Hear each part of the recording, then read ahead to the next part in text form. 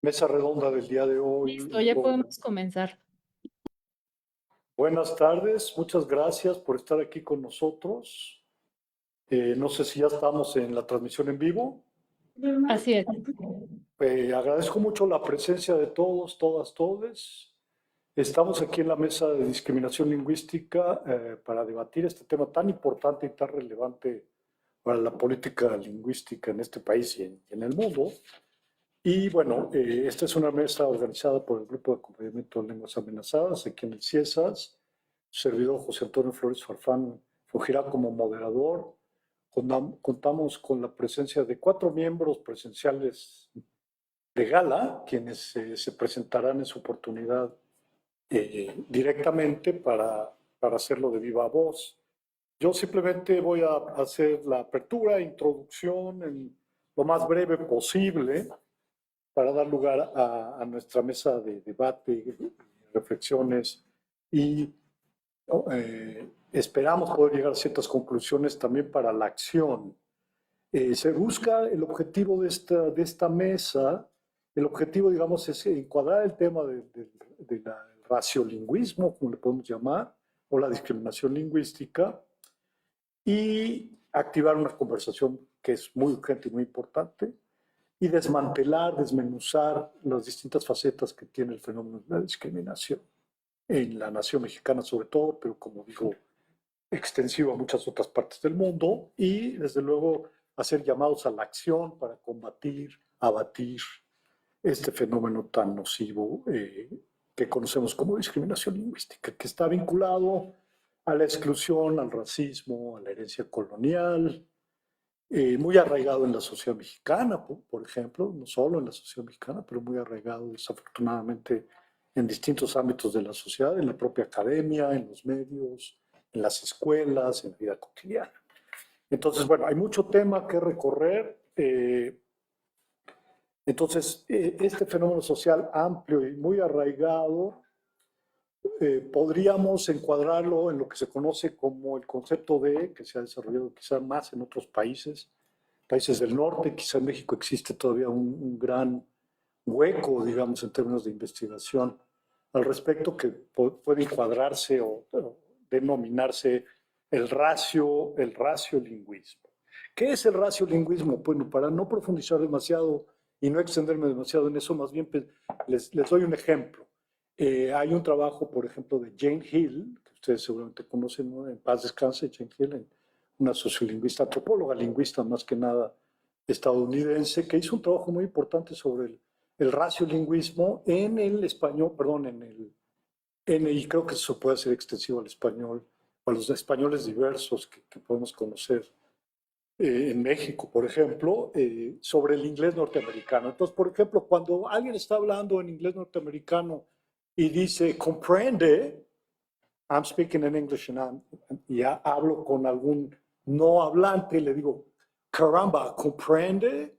Eso es una manera de indexicalizar un cierto racismo lingüístico, una forma de discriminación indirecta, indexicalizar indirectamente un gesto de inferiorización. Como decir, bueno, usted no habla, no tiene la capacidad cognitiva, no tiene la posibilidad de hablar un inglés fluido, que sea comprensivo y todo lo que se deriva de estos estereotipos y de esta discriminación lingüística, en el sentido de decir que hay un déficit, por ejemplo, un déficit cognitivo, que hay una falta de capacidad, que hay incluso una fisonomía asociada al hablar el español. Por ejemplo, en los Estados Unidos es muy claro, el español es visto por la supremacía blanca, desde luego, pues sobre todo no estamos hablando ni de los chicanos ni de las comunidades minorizadas en los Estados Unidos, por los supremacistas blancos es visto como una amenaza. Quizá el español es el único país donde está realmente amenazado, por lo menos ideológicamente el español, son los Estados Unidos, ¿no? Y el español indexicaliza, digamos, marca esta inferioridad cognitiva humana, digamos, ¿no? Que está vinculada a la violencia, a todos esos estereotipos que conocemos sobre los mexicanos, el greaser, ¿no? Todo eso. Ese sería un buen ejemplo de raciolinguística.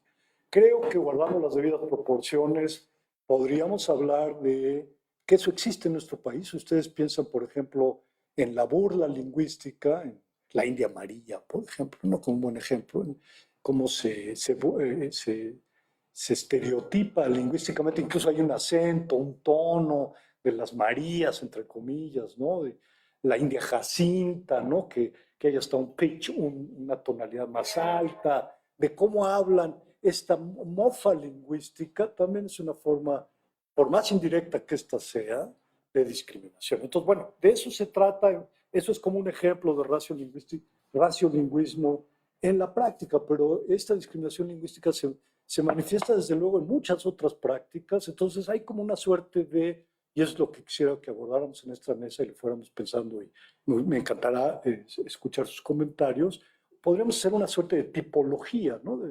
de la discriminación lingüística. Entonces, un racismo lingüístico subrepticio que existe en las instituciones, por ejemplo, ¿no?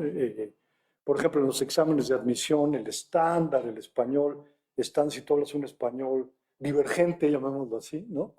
Divergente, ya hay ahí, por más indirecto que sea de nuevo, una posibilidad de ser discriminado. No se diga una lengua originaria, también hablando de las propias lenguas originarias, hay este fenómeno del purismo, estas ideologías de hablar bien, la corrección. Todo esto está atravesado por la prescripción, la idea de la prescripción y sobre todo la corrección. ¿Qué es hablar bien una lengua? ¿No? Y eso está muy, desafortunadamente, muy institucionalizado en la academia, incluso en lo que se llama la lingüística descriptiva, que parecería que debería ser descriptiva y más neutra y más alejada de esos prescriptivismos. Creo que todavía se siguen colando elementos de este tipo ideológicos. No se diga en las escuelas, ¿verdad? Donde los maestros reprimen a los niños por no hablar bien el español, el náhuatl, el ñañú, o simplemente por hablar una lengua originaria, que esa sería otro tipo de discriminación, la discriminación ya abierta, no tan subrepticia, no la discriminación no tan, digamos, invisibilizada o maquillada, sino hay un fenómeno también de discriminación lingüística abierta, cuando los maestros les niegan a los niños el derecho lingüístico de hablar su lengua en las escuelas, en los recreos, que conocemos muchos ejemplos, y hace poco en Gala se suscitó esta discusión, ¿no? En el WhatsApp que tenemos, y se ve que existe desafortunadamente en el siglo XXI fenómenos de este tipo, donde se castiga a los niños, se les lava con jabón la lengua. Yo sé de casos en la península de Yucatán donde los niños se les pone al sol por hablar maya yucateco, cosas de ese estilo que son verdaderamente lamentables. Entonces, bueno, a mí lo que me gustaría para iniciar esta ronda, esta primera ronda, digamos, que nos puede tomar una media hora, digamos, entre 4 o 5 personas que estamos aquí, digamos, dividamos entre máximo 10 minutos cada uno, 5 minutos cada uno, 5 por 5, 25, digamos, con ciertos márgenes. En 5 minutos que nos digan cómo se manifiestan, cuál es su experiencia, estos fenómenos en su propio entorno institucional, por ejemplo, ¿no? Y cómo podemos empezar a combatir este fenómeno activamente, ¿no? Y por lo menos lograr visibilizar estas prácticas que han sido también muy naturalizadas, ¿no? Muy incorporadas en el día a día de las personas. Desafortunadamente, incluso los propios hablantes de las lenguas originarias llegan a autodiscriminarse, ¿no? Ese fenómeno que es un flagelo, digamos, ¿no? Que se conoce como la autodiscriminación. Desde Fanon se ha hablado de esto, del autoodio, ¿no? Cuando el propio hablante incorpora estas ideologías opresivas, ¿no? Entonces, bueno, la primera ronda quizá puede ir por ahí, ¿qué les parece? No sé. Hablar un poquito de cómo se vive o cómo han vivido ustedes o cada uno de ustedes y cómo reaccionan un poco a esta primera introducción en su propio entorno institucional o cotidiano, ¿no? Quien quiera participar también en línea, está abierto. Lilia, quizás tú quieres empezar, no sé si tenemos por ahí. Está Eli también. Eli, bueno, muy bien, excelente. Lilia, ¿quieres tú comenzar para dar la bienvenida también a nuestros colegas, amigos en línea? Me dicen algo aquí, por favor. Para la transmisión en Facebook. ¿Puedes colgarlo en Gala, mano, por favor? Sí, si me haces ese gran favor, o que aquí que me ayudes, Mauricio. Entonces, Lilia, ¿quieres comenzar? Sí, muchas gracias. Hola a todas, todos. Ya está la transmisión en línea, Lilia. Unos 5 minutitos, si te es posible. Vale, ¿se escucha bien? Sí, Sí, te ¿sí se oímos muy escucha bien. bien? Muchas gracias. Bueno, pues un saludo afectuoso para todas, todos, todes. Y yo, a ver, es muy importante esto que estás planteando, José Antonio, ir justamente a mirar los ámbitos institucionales, porque cuando se hace una descripción densa un poco, pensándolo antropológicamente, pero como lo que tú acabas de hacer, de contextualizar y de pensar cómo es que ha surgido raciolinguismo, esta discriminación, que tiene un carácter, digamos, estructural. Pero ¿de dónde viene esta estructuralidad? Yo creo que sí está el pasado colonial, pero también está dentro ya del México independiente, en la creación del nuevo Estado mexicano y esta, digamos, reconfiguración permanente de los proyectos de nación que hemos vivido sucesivamente en los siglos XVIII, bueno, no, perdón, XIX, XX, actualmente XXI, hay todo un orden de políticas que tienen que ver con esta tensión de orden poscolonial, pero que es transversal a las instituciones públicas y por supuesto que también a los organismos privados. Y entonces, bueno, o sea, pensar, ¿no? En cuál fue la idea de qué hacer con esta multiculturalidad y con esta pluralidad lingüística ya en el México independiente y luego como ya en el proyecto posrevolucionario, vasconcelista, integracionista a través de la castellanización y de la castellanización ligada a la alfabetización, pues se generan toda una, digamos, series de prácticas y de estructuras que lo que van a hacer es discriminar. O sea, dicho en breve, ¿no? Porque tratar de considerar una población homogénea, homogeneizarla y rechazar sus particulares rasgos identitario-culturales, eso ha sido un asunto sistemático en el país. Entonces, lo vivimos todavía hoy cuando hablamos, por ejemplo, de interculturalidad en las universidades, pues es un discurso y es un discurso que tiene mucho más, digamos, una conceptualización con programas de internacionalización, es decir, de intercambio, donde esta multiculturalidad se genera un poco, digamos, impuesta y no de manera, digamos, natural, sino a través de, pues, estos programas. Pero pensar, por ejemplo, en los ámbitos universitarios, que es en donde yo pues me he venido desarrollando profesionalmente, pues sí yo puedo decir que no es lo mismo, digamos, en Europa, ser un estudiante universitario subsahariano o de China que participar en el programa Erasmus.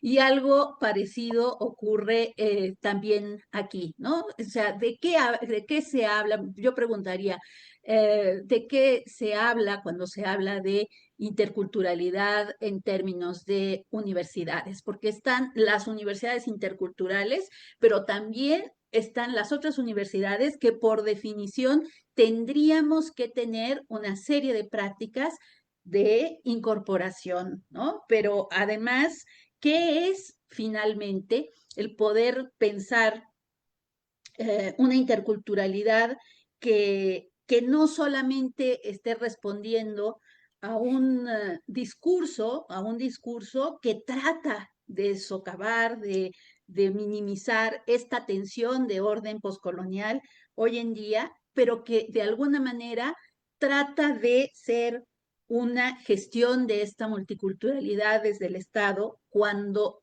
yo pienso que la planificación intercultural para ser tal tiene que ser representativa y tendría que ser, ¿no?, generada, provocada, producida por justamente esta diversidad de personas de distintos orígenes, de distintas, digamos, lenguas y condiciones.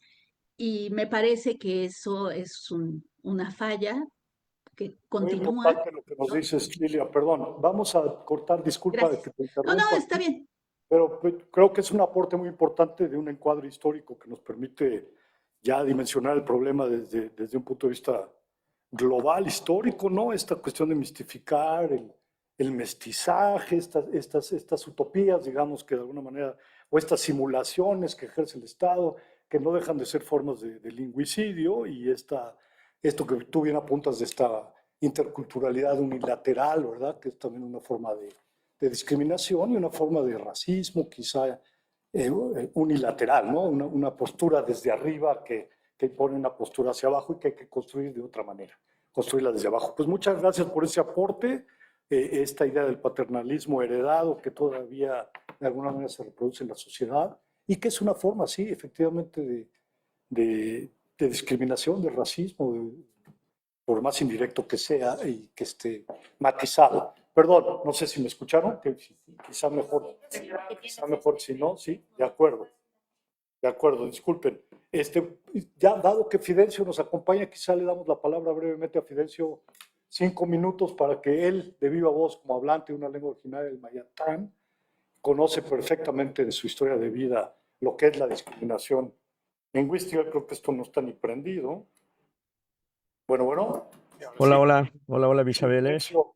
¿Cuál sería tu aporte en este sentido, mano? Tu primer saque en unos cuantos minutitos. Nos da mucho gusto verte, por supuesto, Fidencio. Muchas gracias por acompañarnos. Estamos viendo, aquí compartiendo cuál ha sido nuestra experiencia, tu percepción sobre lo que es este fenómeno tan lacerante de la discriminación lingüística en nuestro país. Y bueno, tú nos tendrías que comentar algo, por supuesto, desde tu propia experiencia, no solo institucional, ¿verdad?, sino en tu propia historia de vida. Muchas gracias, Fidel. No, gracias a ti, José Antonio, gracias a todas, a todos, compañeras, compañeros.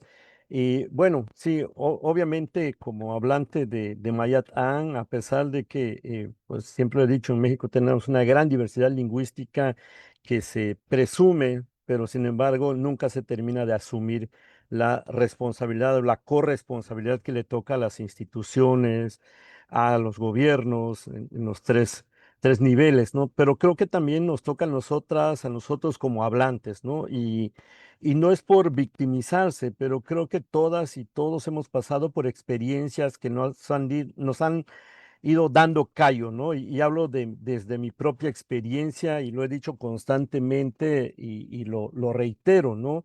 Que yo no conocía obviamente el término discriminación y bueno, sucedió, ¿no? La historia que siempre cuento y que fue el pivote que me ha hecho ser lo que intento ser como lingüista, como antropólogo y como hablante, ¿no?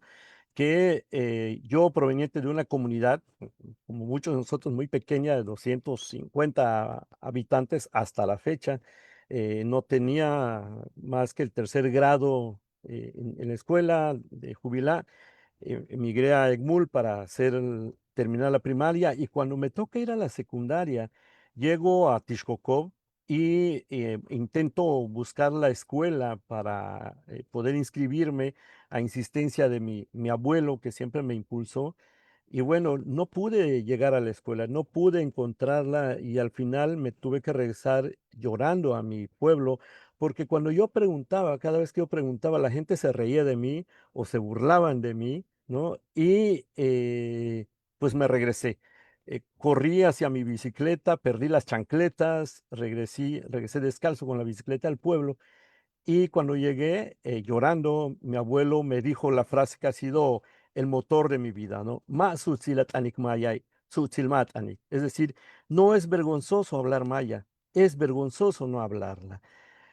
años después entendí todo esta frase, ¿no? Y que es precisamente la que intento compartir con las juventudes actualmente, ¿no? En donde vemos justo como lo decía Lilia, ¿no? Sucede que en las propias instituciones, en las universidades, en donde supuestamente interculturales deberíamos estar impulsando lo nuestro, y hay muchas más trabas justamente por ser hablante de una lengua indígena o por hablar incluso en este caso el mayatán, ¿no?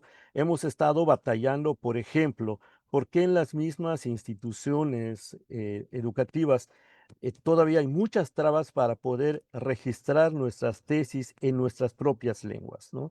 La experiencia que hemos vivido en la península de Yucatán es que siempre nos dicen, no hay suficientes profesores para ser evaluadores, no hay suficientes profesores o investigadores para asesorar las tesis, ¿no?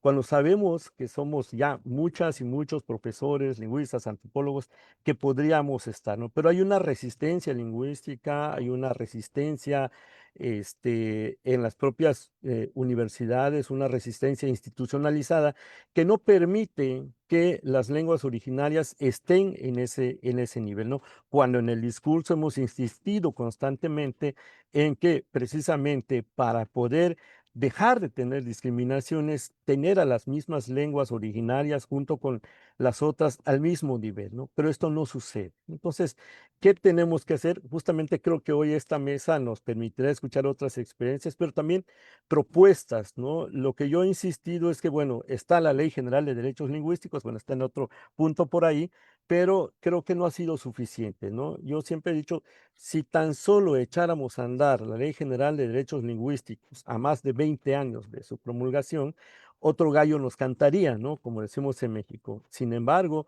yo creo que los gallos tenemos que empezar a cantar en maya, en tzotzil, en celtal, en todas estas lenguas para que precisamente podamos integrarnos e integrar a los otros a esta interculturalidad. Y bueno, pues muchas gracias, agradezco el espacio y bueno, aquí seguimos. Gracias. Muchas gracias a ti, Fidencio. Bueno, aquí seguimos efectivamente presunción, no asunción, una retórica muy desarrollada del Estado que enmascara otras prácticas lingüicidas, como tú bien lo señalas, y una crítica feroz hay que hacer a la interculturalidad, estas políticas que no se despliegan en la práctica, a las leyes, ver de qué manera eso se puede desatorar finalmente. Creo que eso, el discurso versus la praxis, es muy importante seguir tematizando eso, aunque es un hecho conocido, seguimos atorados ahí, ¿no? Me parece. Entonces, bueno, la pregunta para los demás, no sé, Ernesto, Elín, ¿quién quiere participar en este momento? Esta idea de cómo se entiende la discriminación lingüística desde su propia experiencia y cómo empezar a batirla, a combatirla, a modificarla, a tender puentes en otra dirección, digamos, de esa manera. Amanda, por favor. Si se presenta, también se los agradecemos. Bueno. Rápidamente, acuérdense que, bueno, estamos entre amigos, sí, pero hay gente que no nos conoce del todo. Muchas gracias. Bueno, muchas gracias por la mesa, porque seguimos aquí, como dice Fidencio, ¿no? Siguiendo pues estos temas que a lo mejor parecen como, bueno, otra vez vamos a hablar de esto, ¿no? Y yo creo que tengamos que seguir como insistiendo, por eso quiere decir que entonces tenemos pues todavía mucha tarea, ¿no? que hacer. Bueno, soy Amanda Delgado, actualmente soy profesora de investigación científica en INA, soy lingüista y soy también, no soy hablante, pero mi lengua de herencia es el náhuatl. Y es muy cierto esas historias, ¿no? Hace poquito me hizo el 20, de cómo tenemos estas experiencias de discriminación lingüística que son heridas que se van perpetuando inclusive en general, a pesar de las generaciones, ¿no? A pesar que yo, a mí en persona, no sufrí discriminación por hablar otra lengua. Sí la he tenido por ser disléxica, ¿no? Por hablar español, ¿no? Pero eso es, digamos, otra manera de discriminación lingüística. Pero no olvido que yo, mis abuelas, ¿no? Mis tías, y que hasta hoy en día pues veo cómo pues se les discrimina por no hablar bien español, ¿no? Y cómo eso sigue siendo herida, digamos, a lo largo de las generaciones, en donde además se guarda como un silencio incómodo, muchas veces entre las familias, porque no se quiere reconocer tampoco eso, ¿no? Entonces, pues no ha habido realmente como ese espacio para mí para reconocer que la discriminación es transgeneracional, ¿no? O sea, de que aparece o pues como se quiere mostrar, ¿no? Al mundo de que ya no hay, digamos, discriminación. Pero el hecho de que, por ejemplo, no pudiera, que yo soy la primera generación que va a la universidad, pues eso, ¿no? Pero bueno, institucionalmente también lo que yo veo es esta invisibilización también de la gente que sí es hablante, que es investigadora, ¿no? Por ejemplo, en mi propia institución no es como, no, es que en Medina no hay hablantes, ¿no? Y para mí es como ahí está Fidencio, que está aquí, ¿no? Está Valentín Peral, o sea, como lingüista, ¿no? Claro que hace falta mucha más incorporación de pueblos originarios en general, ¿no? Y que se visibilice, digamos, su presencia dentro de las instituciones. La otra es la poca, ¿cómo se puede decir? Las instituciones están hechas para que los que no hablamos tampoco las podamos aprender, ¿no? No hay esos espacios para poder, no sé, por ejemplo, aprender el agua por 6 meses, porque solamente podemos ir 6 días, ¿no? ¿Cómo vas a aprender una lengua realmente si no puedes estar en las comunidades, ¿no? O que ni siquiera se nos, que sea, digamos, parte de, o sea, no voy a decir, nos cuenta que aprendamos otra lengua extranjera, ¿no? En nuestros puntitos, por así decirlo, ¿no? Pero no nos cuenta que hablemos una lengua originaria, ¿no? Que vayamos a aprender como investigadores o que aprendamos una lengua como investigadores. Entonces, eso también es una manera de discriminar a las lenguas, ¿no? Porque están de baja, ¿no? Y la otra es esta retórica de discriminación, de la falsa discriminación, voy a ponerlo así, ¿no? Porque es como, no, se ha hecho tan, se ha banalizado también, siento yo, esta palabra, ¿no? En muchos casos, pues también se ha utilizado como recurso, ¿no? Sin que realmente se pongan como evidencias claras y no sea un tema que realmente genere una evaluación ética formal, por así decirlo. Yo creo que debería de existir eso, ¿no? Formalizar, digamos, protocolos de discriminación. Y bueno, hasta ahí mi participación. Gracias. Muchas gracias, Amanda. Muy valiosa tu intervención también, desde luego. Como hablaste de herencia, de ahí está todo un gran tema, ¿verdad? Diferentes formas de discriminación, que es un poco lo que estamos intentando desarmar aquí, el no hablar una lengua estándar. Pero no es solo lingüística la discriminación pasa por otras claves, ¿verdad? Físicas, color de piel, pasa por el tipo de habla, la condición de mujer, de género, etcétera. Todo eso está vinculado y es un complejo holístico que tiene que ver con el raciolinguismo, como lo hemos denominado. Creo que es muy importante esto que dices del supremacismo blanco que hay institucionalizado, el supremacismo mainstream, por llamarlo de alguna manera, de la sociedad, donde por más que hablemos de incorporar, es un discurso muy paternalista, muy de tutelaje de las comunidades, y se queda ahí, ¿verdad? Se queda en declaraciones y que son formas de simular. Yo diría que son simulaciones que finalmente tienen poca carne y hueso, digamos, y hay poco cuerpo en ello. Entonces, en ese sentido, hay muchas necesidades que cambiar, muchas inercias, que cambiar espacios para el aprendizaje, la adquisición del lenguaje. Bueno, se carecen, y el reconocimiento de la presencia de los hablantes en los propios ámbitos públicos y su agencia y su posibilidad de llevar a cabo estos procesos institucionales y de que las lenguas ocupen estos espacios. Creo que eso es muy importante y creo que Lynn nos puede hablar de eso, le interesa también hablarnos mucho de eso después, Ahora simplemente se va a introducir y va a hablarnos un poquito de la cuestión general de que estamos tratando de abordar en esta mesa. Muchas gracias, Eli, bienvenida. Soy Nicolás Eli, soy profesora de la Universidad Pedagógica Nacional y he tenido el gusto de arrancar el Centro de Enseñanza y Aprendizaje de Lenguas, que fue establecido justamente para poder incluir todas las lenguas, no hacer una distinción entre lenguas extranjeras o lenguas indígenas, sino incluirlas a todas.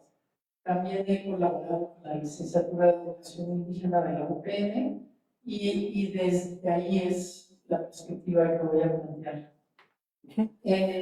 La UPN, la Universidad Pedagógica Nacional, pretende ser un espacio de fortalecimiento de los cuadros de educación y por lo mismo uno pensaría o debería de ocurrir que allí fuera un crisol, una gran representación de las representaciones relacionadas con la inclusión en general. Pero lo que es muy patente, lo que he visto a lo largo de los años, es que hay 5 carreras y una de ellas es la de educación indígena. Las otras carreras perciben un cierto sentido de superioridad de los indígenas, porque los ven como que tienen más privilegios, curiosamente, y los ven también como, o sea, los ven como que tienen más privilegios, pero lo que sí es cierto es que los estudiantes son los únicos que tienen un comité estudiantil, los únicos que tienen los que tienden a ser a los que se les elige para el consejo académico de la universidad. Entonces, eso es un fenómeno curioso, ¿no? Uno pensaría, sí, son discriminados, no. Otra instancia, otra anécdota, en octubre hubo una huelga impulsada, una huelga general estudiantil, pero digamos que los de la licenciatura de Educación Indígena eran el motor de esa huelga. Y durante la huelga apareció un comunicado por parte de los estudiantes pertenecientes a la educación indígena que decían que eran bulleados y discriminados por los otros estudiantes o criticados por lo menos. Y decían por su forma de hablar, por su lengua, incluso sus costumbres, ¿no? Entonces, ¿qué es lo que me viene a mí a la mente? Obviamente es la complejidad del fenómeno, pero que quizá esos estudiantes que sienten algo ahí, un cierto resquemor frente a los estudiantes indígenas, cuáles quizá yo no sea un poco ingenua, pero pienso, ellos están en el paradigma del mestizaje y no están dispuestos a pensar en la diversidad, están en ese paradigma que fue el siglo XX y de todos los actos revolucionarios, del valorar el mestizaje entendido como la integración de todos los miembros del país, de la nación, en una gran sopa que es la del mestizaje y la idea de la unidad nacional. O sea, también quiero ver un poco, tratar de ver las diferentes perspectivas. Claro. Creo que, porque además, solo criticar o combatir la discriminación no es suficiente. Creo que hay que entender, y pienso que la dimensión de las representaciones sociales del deber ser forman parte de la comprensión de los fenómenos de discriminación. No es que los defienda, pero creo que por ahí va la cosa. Estaban así como, ay, estos que se creen, ¿no? O sea, hay un poco esa actitud, ¿no? Ujú. Y por otro lado, como están como algo que consideran un logro de la huelga, es que están impulsando el establecimiento de un centro de lenguas indígenas, cuando el CEAL, Centro de Ciencias de Lenguas, incluye todas las lenguas, y hemos trabajado en talleres y también diplomados en ciencia de lenguas indígenas, y eso todo fue hecho en colaboración. Como yo fui la que estuvo a cargo, este es el testigo. Ahorita nos va a platicar también, sí. Trabajamos muy cercanamente con los estudiantes indígenas. Gracias. Entonces, quería poner sobre la mesa esta dimensión de la representación. Muy interesante. La política de la representación de lo que es ser discriminado de un lado o de otro, ¿verdad? Y también cómo esas políticas, también el propio Estado, los distintos sectores se han apropiado de esas posibilidades como una manera también de tratar de revertir la discriminación, pero entonces se convierte en una lucha de poder donde no dialogamos muchas veces, ¿no? Y las cosas pueden extremarse y polarizarse. Creo que ese es un tema muy importante, esas tensiones, cómo desmontarlas, ¿verdad? Y cómo no seguir polarizando a los distintos sectores que conforman una sociedad compleja como la mexicana, y quién tiene el privilegio de qué. No trata quizá de arrebatar privilegios, sino de nivelar esas relaciones de poder y de abrir una conversación más constructiva, más productiva, más que polarizante. No sé, es un poco mi conclusión de lo que oigo de Lynn, pero es todo un tema sin duda que podemos en otra ronda retomar. Ahora nos gustaría oír a Ernesto Díaz Curder, que también es de la UPN y que ya mencioné Lynn. Él puede hablarnos un poco más en detalle de su propia experiencia con estos temas. Gracias, Ernesto. Bueno, ya me presentaste, entonces ya paso directamente al comentario. Muchas gracias. Sí. Bueno, vamos a estar acá y hablando de un asunto que es muy, sin duda, social. Pero ahora me gustaría hacer notar algo.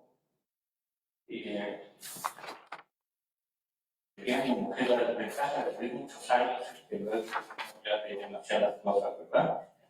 Estamos hablando de discriminación lingüística. Hace algunas décadas atrás ni se hablaba del asunto. Sencillamente existía y ni siquiera se percibía. Está muy mal, sin duda, ¿verdad? Pero ya lo reconocemos, ya lo vimos. Yo eso lo veo como un pequeño avance, algo que va a pegar. Ya estamos reconociendo que sí hay discriminación. Y eso me parece que vale mucho la pena destacar. La otra cosa es que a mi modo de ver la discriminación lingüística es parte de como ya se mencionaba aquí, ¿no? Un fenómeno más amplio de discriminación que va junto con raza, etnia, cultura, bueno, historia, ¿verdad? Y ahí va el idioma también, va junto con eso. No es que se discrimina la lengua independientemente de lo demás. Claro. Está todo junto, es parte de un paquete que tiene implicación. Un ejemplo que ya muy particular en la OPN que me gustaría mencionar para mostrar las complejidades de la discriminación, porque es un fenómeno que tiene muchas caras, muy insidioso, ¿no? Bueno, no lo digo para hablar mal de la ¿no? Es como prácticas que ocurren casi inconscientemente, es lo que estoy tratando de decir, ¿no?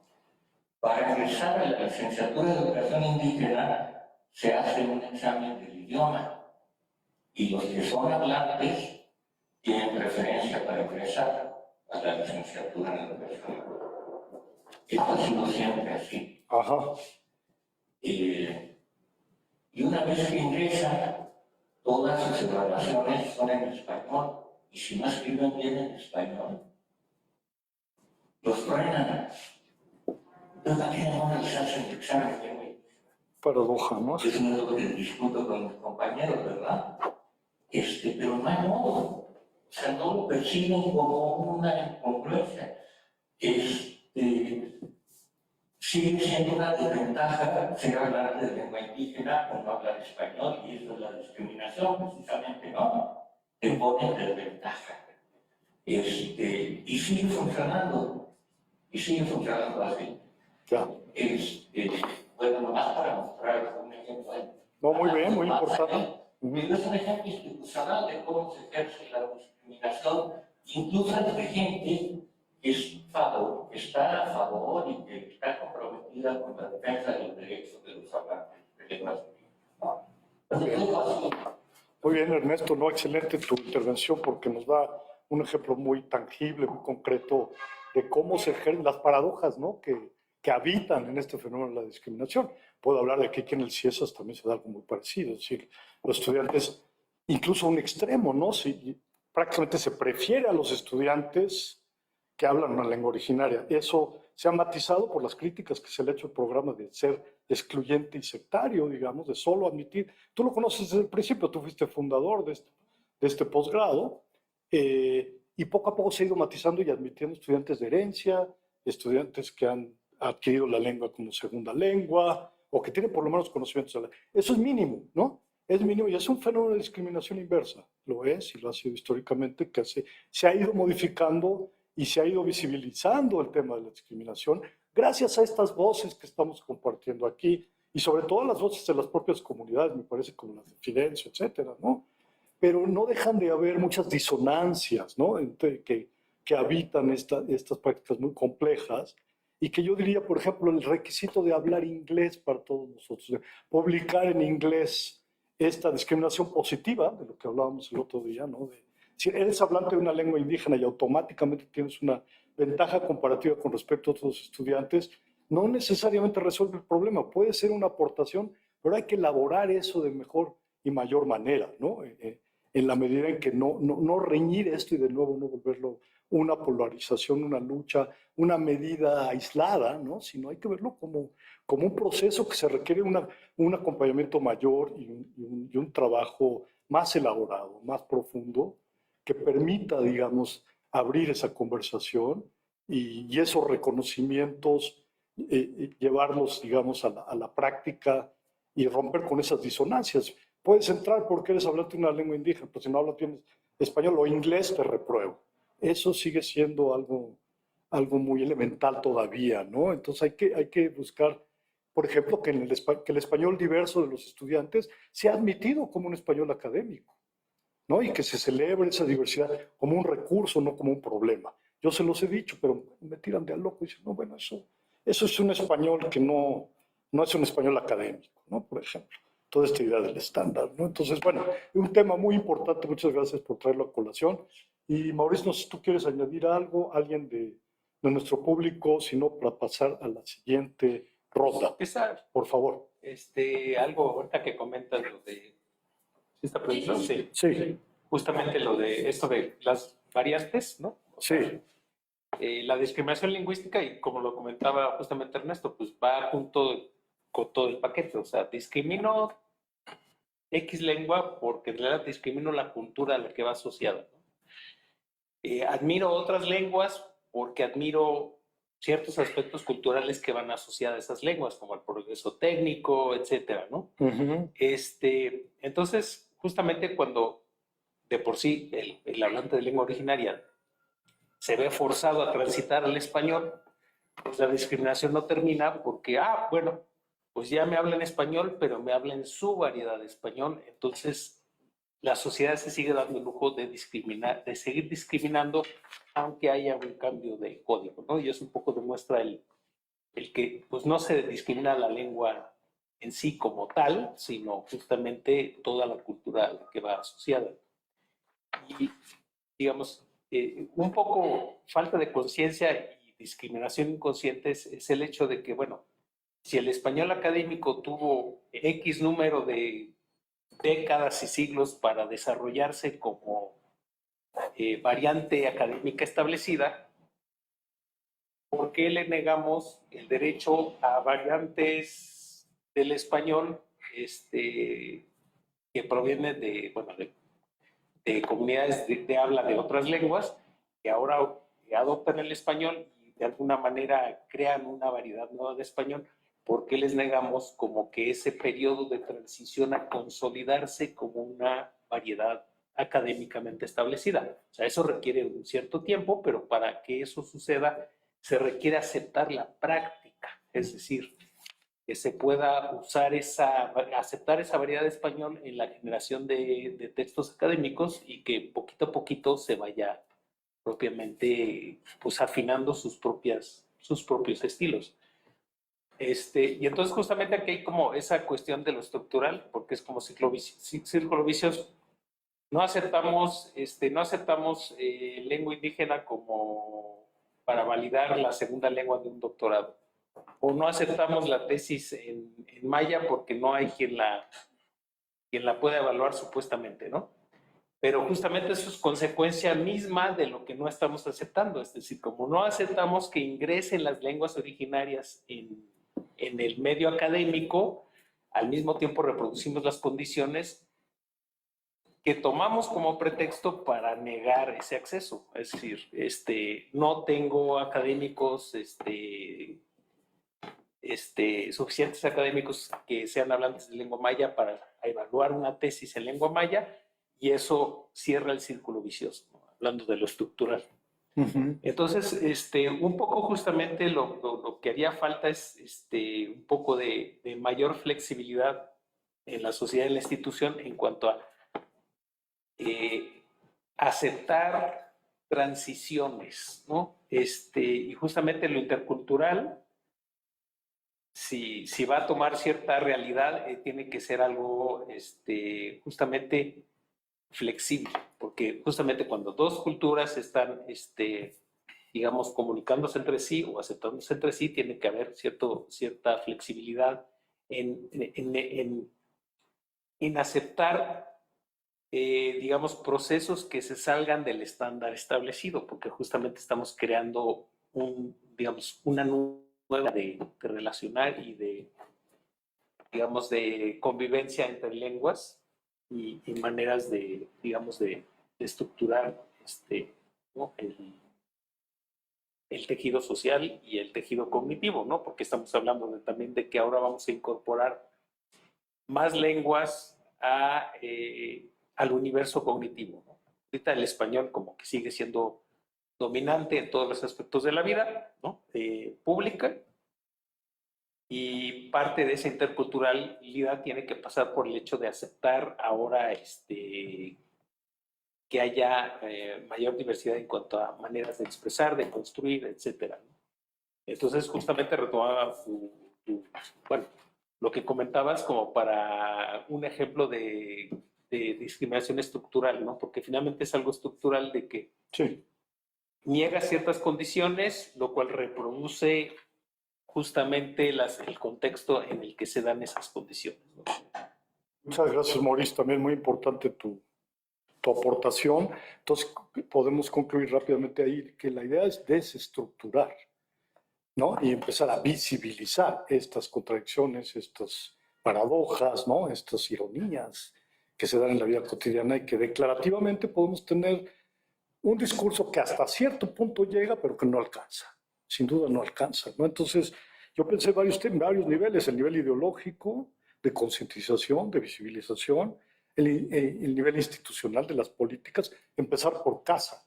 Esos reconocimientos en la práctica, no tanto en el discurso, sino en las prácticas ya pedagógicas, didácticas. La generación terminológica es todo un tema si queremos desarrollar variedades académicas en las lenguas originarias, si es que eso es lo que queremos y eso es lo que quieren los hablantes. Hay algunas experiencias, pienso en la Universidad de Veracruz, donde hay una maestría toda en náhuatl, ¿verdad? Que es una experiencia muy importante. Ha habido avances, como Ernesto mismo lo ha apuntado, creo que hay que celebrarlos y aplaudirlos, no exentos de contradicciones ni paradojas, desde luego, conflictos incluso, ¿no? Y que no hay que idealizarlos ni mistificarlos. Hay que seguir con un pensamiento crítico constructivo, me parece, en torno a este fenómeno tan complejo que aquí, como estamos intentando aquí mínimamente desarmar, desestructurar, digamos, de esa manera, para apuntar en otras direcciones. Y eso probablemente nos lleva a la segunda ronda, pero antes de eso me gustaría, y conectándolo con lo que estamos discutiendo, tenemos unas intervenciones en purépecha, ¿verdad? Y ojalá, por ejemplo, hubiera la infraestructura, la inteligencia artificial, lo hiciera automáticamente y pudiéramos entender lo que está ocurriendo. Y que bueno, es una militancia política el expresarse en purépecha en este foro. Lo agradecemos. Desgraciadamente aquí somos minorizados nosotros y esa es una práctica que efectivamente hay que entenderla, ¿no? No es decir, oigan, ¿por qué escriben? No, gracias por hacerlo. Gracias por hacerlo porque traen a cuento, por lo menos indirectamente, una necesidad, ¿no? Y eso lo podríamos hacer con inteligencia artificial en un momento dado y la tecnología podría jugar desde luego a nuestro favor. Leo un comentario de Mayaín Vázquez que dice, he sido profesor bilingüe por 30 años en Chiapas, por más que queramos abordar la cuestión en el aula, una de las discriminaciones institucionales hacia nosotros es la de escasa formación para abordar el bilingüismo. Ahí tenemos. Entonces, el tema de la visibilización, de entender que el multilingüismo es un baluarte, un valor, una ventaja cognitiva ante los demás hablantes, afirmar esa realidad muy importante en todas las esferas de la sociedad, pero no solo retóricamente, sino demostrarlo en la práctica, demostrarlo en los hechos, en las didácticas. Salud, anda. La escasa formación para abordar el bilingüismo. Ahí hay un gran tema. La UPN nos daba las bases, pero no son suficientes, como muchas otras cosas no son suficientes, como lo que decía Ernesto de la visibilización de la discriminación. Es algo, pero no es suficiente, ¿no? Es un paquete más amplio que estamos aquí enfrentando, muy grande, mayúsculo, sin duda. Entonces, bueno, ¿cómo desarrollamos procesos de formación más permanentes para los maestros bilingües? Muchas gracias por esa intervención, Madaín. Sin duda es muy importante la educación continua, la posibilidad de una formación continua y digamos, potente, por decirlo de esa manera. Y dice, la discriminación es fuertísima en mi contexto. No es lo mismo ser bilingüe por hablar una lengua indígena y hablar una lengua universal. Por supuesto. Felicitaciones por la iniciativa. Gracias a todos. Te conocí por los textos y materiales. Gracias a ti, Madaín. Sin duda, un punto muy importante. Debería ser una ventaja comparativa hablar una lengua originaria, como ocurre en la UPN, por lo menos para el ingreso, ¿verdad? Pero que lo sea en un proceso amplio de crecimiento, de desarrollo de las lenguas, de las culturas, de la tecnología, de los ámbitos contemporáneos en los que habitan también esas lenguas. Eso sería también fundamental. Bueno, si no hay más comentarios, Fidencio, alguien más que quisiera intervenir del público, pasaríamos a la siguiente ronda, que tiene que ver, pues ya lo hemos estado hablando de alguna manera, ¿verdad? Cómo en la tipología, bueno, ya hemos hablado un poquito de la discriminación, digamos, estructural, subrepticia, más escondida, digamos, enmascarada, eso de que tienes que hablar inglés o en español, tienes que hablar bien tu lengua. ¿Qué es eso de hablar bien una lengua originaria? Tenemos que ser más permisivos, más porosos a esa diversidad interna de las lenguas, a las variedades, a la variación, incluso más tolerantes, ¿no? En la revitalización lingüística, digo, uno de los clásicos de la revitalización lingüística, lo que afirma, por ejemplo, Liam Hinton, es que no vas a decirle a la gente cómo hablar, no vas en plan correctivo.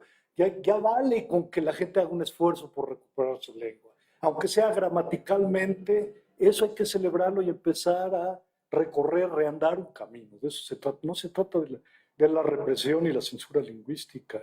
Y no debemos hacer eso con los estudiantes. Desgraciadamente, esas son prácticas muy institucionalizadas y hay esta inconsciencia, yo diría, colectiva, que hay que desarmar, ¿no? Y generar mucho mayor conciencia de que estos realmente son agresiones a los hablantes, es decir, tú hablas mal tu lengua, bueno, puedes mejorar, si todos podemos mejorar, ¿no?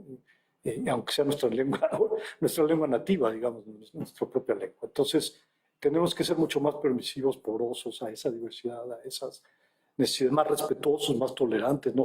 Celebrar esos valores más positivos, ¿no? Y transformarlos en prácticas, me parece, ¿no? Eso es muy importante en el aula, en las instituciones, e instaurar y llevar a otro nivel esa visibilización, ¿no? Llevar a otro nivel no solo cuotas, ¿verdad? De donde se tienen las cuotas de estudiantes originarios porque tienen ciertos privilegios, pero hasta cierto punto. ¿Cómo llevamos eso a otro nivel? Eso podría ser un poco nuestra pregunta. Y ahí ya estamos tocando un poco las acciones, las propuestas, ¿verdad? ¿Qué tanto podemos ingresar a ese ámbito? A reserva de que quieran abundar un poquito más sobre la tipología de fenómenos de discriminación. Elin, por favor.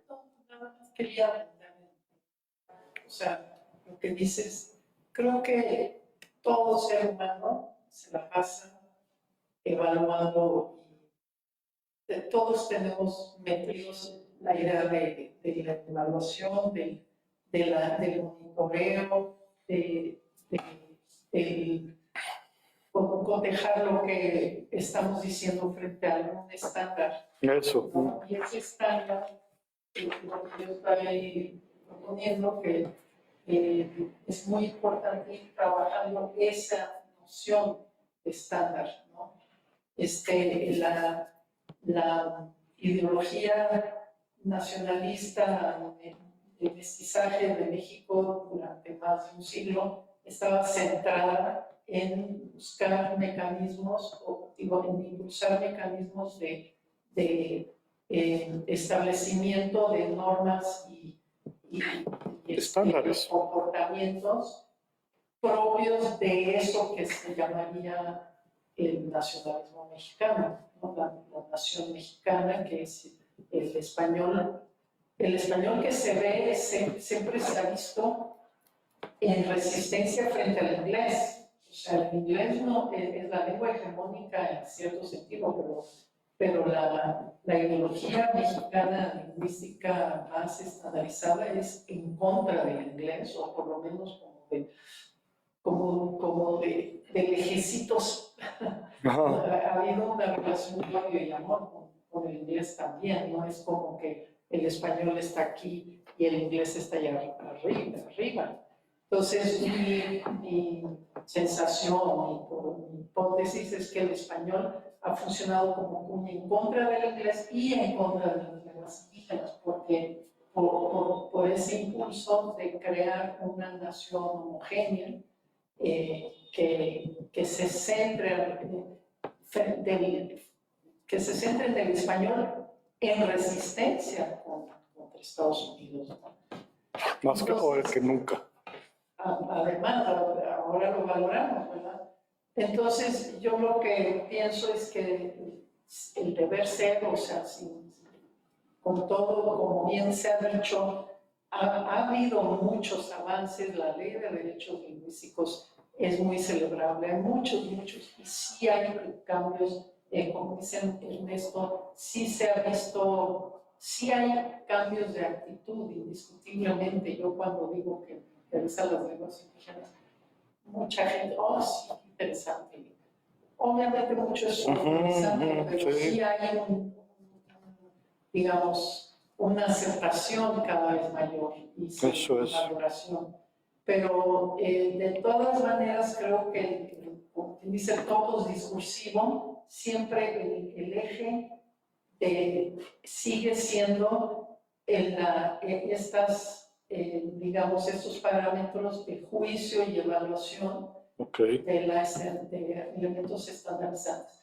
Y lo cierto es que creo que sí debemos impulsar la tolerancia, la flexibilidad, el entender, pero a la hora de la hora todos estamos siempre pensando en los estándares. O sea, me encanta lo de las variedades del español, pero a la hora de la hora tiene que haber algún tipo de, si por ningún otro motivo, de códigos que son comunicables con otros académicos, ¿no? Entonces, el otro día una amiga me dijo que recibió una carta del Fondo de Cultura Económica de rechazo que dice, pues no nos latió tu texto. O sea, la verdad se sintió muy ofendida. Yo creo que tenía razón en ofenderse porque no se usó el español estándar para una carta de rechazo. De acuerdo. Bueno, muchas gracias por eso, Lynn. Bueno, aquí tocas varias cosas. Yo nada más diría una cosa, sí, esta homogeneización, esta uniformación de un modelo, ¿verdad? Que es un pensamiento muy monolingüe en el fondo. Entonces tenemos que empezar a pensar de una manera más multilingüe, digamos, más diversa. Esa es quizá una conclusión que saco de lo que estás diciendo. El español mexicano versus el inglés. Bueno, el inglés es obligatorio en las escuelas, ¿verdad? Sin embargo, veamos qué inglés se habla.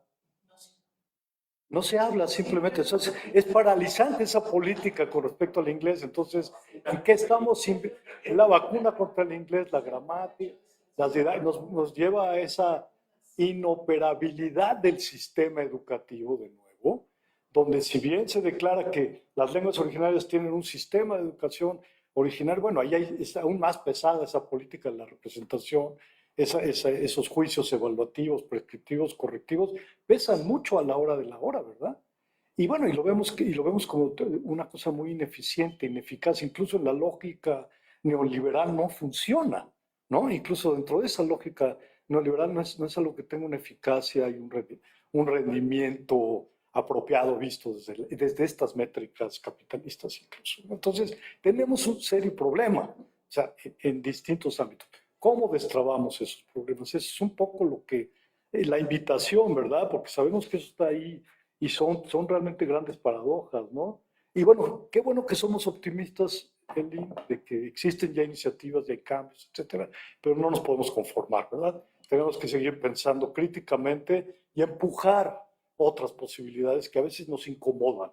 Y bueno, este grupo Gala es un grupo incómodo, sí, y de eso se trata también. Incómodo en el buen sentido, ¿verdad? De cuestionarnos, de visibilizar otras posibilidades, de abrir otras vetas de reflexión y otras posibilidades en la práctica para cambiar la política lingüística en este país. Bueno, esta idea de la aceptación, yo diría que el estándar puede convivir con otras variedades.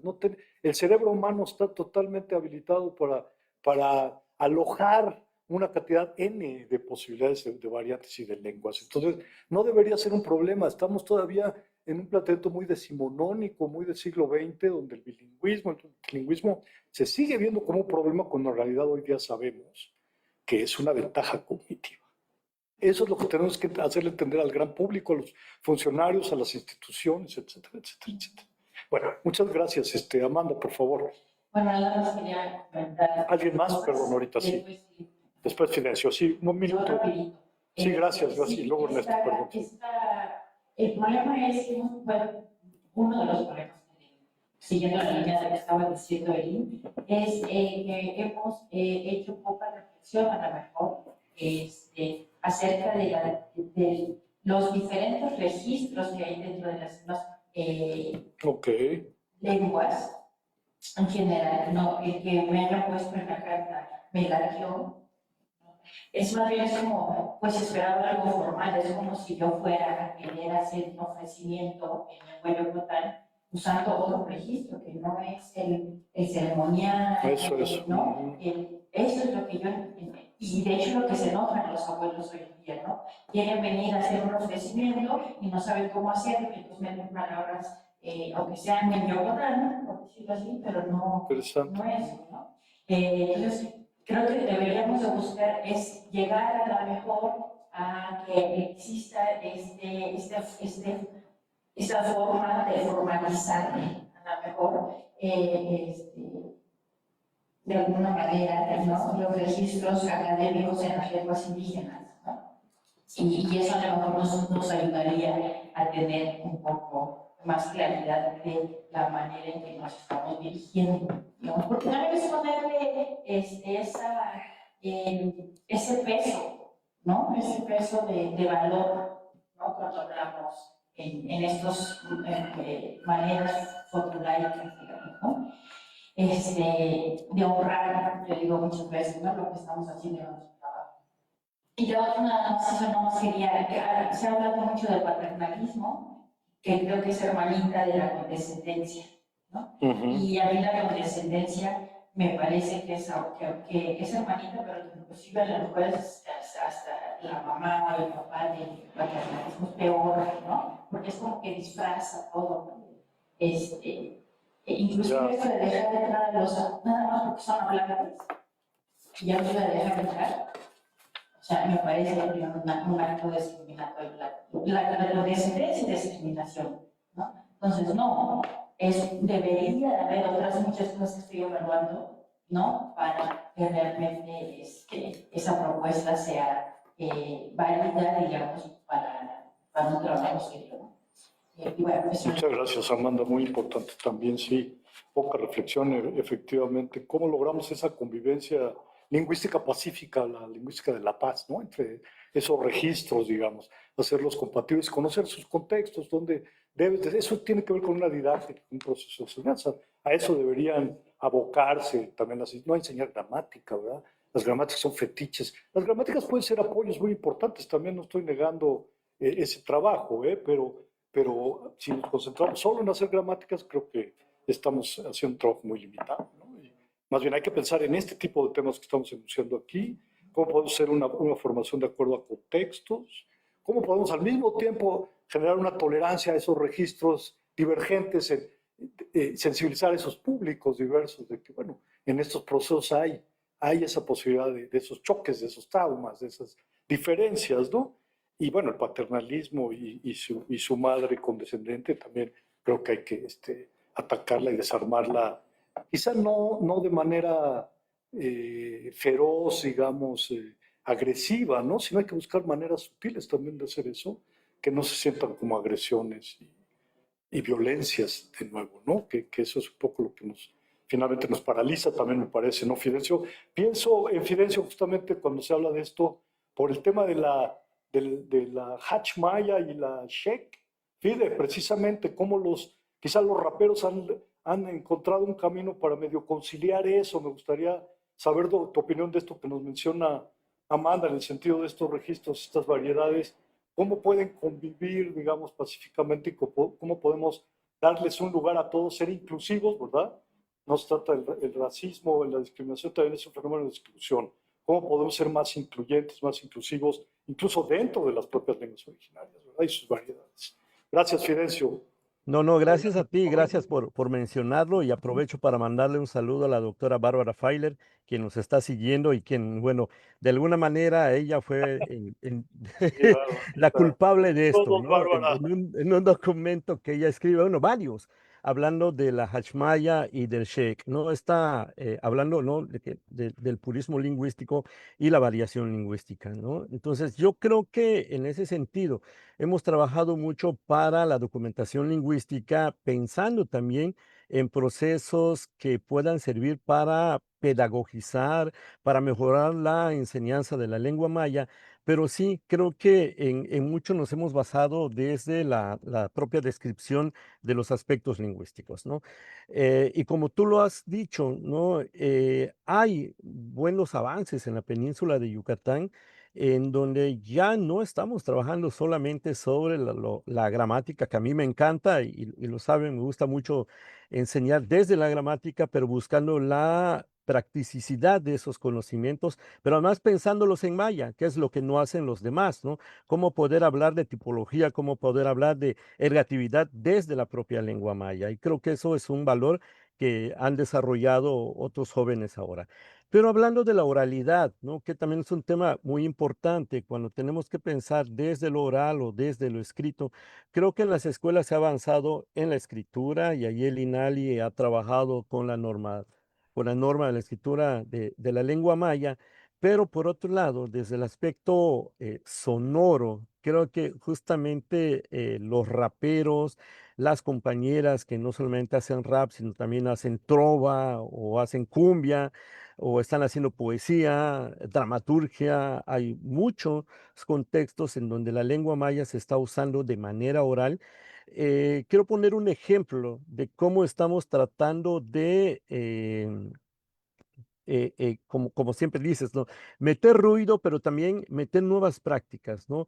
En nuevos documentos que estamos haciendo, estamos poniendo la escritura con la norma de escritura para que los que no son hablantes puedan aprender a escribir y aprender a leer desde la norma, pero también estamos integrando los audios con código QR para que podamos confrontar la variación escrita y la variación oral. Creo que ese es un aspecto que nos lleva a ver cómo los desarrollos tecnológicos nos pueden ayudar a otro tipo de difusión y que pueden favorecer también la audibilización de las propias lenguas en sus propios entornos, ¿no? Creo que hay que insistir en lo que tú decías hace rato, en qué contextos trabajamos. Sí, con la educación, entonces hay mucho para aspectos también formales y de evaluación. Se ha procurado la escritura y faltaría meter más la oralidad dentro de los aspectos educativos, pedagógicos y sus modos también de evaluación. Y creo que ahí el asunto, justamente el riesgo que ve educación indígena, y es una crítica que siempre he hecho, ¿no? Es que la gran mayoría de sus profesores sabrán escribir y leer, pero muchos de ellos no son nativohablantes. Y entonces no pueden evaluar la oralidad si ellos mismos no la usan, ¿no? Entonces, creo que ahí es donde estos patrones podemos romperlos y podemos procurar tener más ejemplos de cómo la oralidad a través, repito, de la música, del tzigbal, ¿no? Los cuentos, a través del baltzam, que es el teatro, del iquiltán, que es la poesía. En Yucatán, en la península, tenemos mucho trabajo al respecto y que creo que puede ser aprovechable para generar nuevas políticas de lenguaje y que, bueno, también son otras maneras, como he insistido, de procurar que la Ley General de Derechos Lingüísticos se aplique. Faltan otros niveles, obviamente, ¿no? Sin embargo, creo que estos avances pueden ser replicados en otras lenguas y eso es lo que esperamos con los materiales que, bueno, también contigo hemos hecho desde la documentación de las lenguas originarias. Muchas, muchas gracias. Y muchas gracias a ti, Fide. Sí, bueno, sí, hay que completar ese paquete, ¿verdad?